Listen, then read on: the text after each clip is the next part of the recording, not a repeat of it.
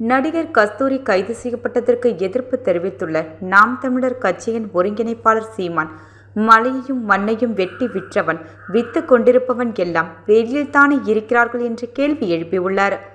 அரியலூர் மாவட்டம் அணைக்குடம் கிராமத்தில் நாம் தமிழர் கட்சி நிர்வாகி வீட்டு நிகழ்ச்சியில் பங்கேற்ற சீமான் பேட்டியளித்தார். நடிகை கஸ்தூரி கைது செய்யப்பட்டதற்கு எதிர்ப்பு தெரிவித்தார். இது அவசியமற்றது. இதில் காயம் படவோ வேதனைப்படவோ ஒன்றுமில்லை. திட்டமிட்டு வேண்டுமென்றே பழிவாங்க வேண்டுமென நினைக்கிறார்கள், அதை செய்கிறார்கள்.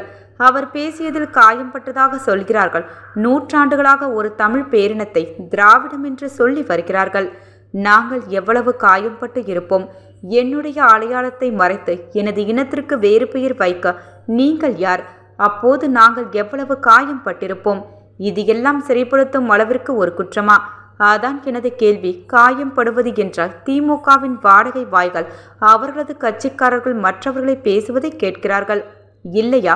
ஒருத்தரை ஒருத்தர் கருத்தியலாக சண்டை போடுவது என்பது வேறு, அரசியலாக மோதுவது என்பது வேறு என்றார்.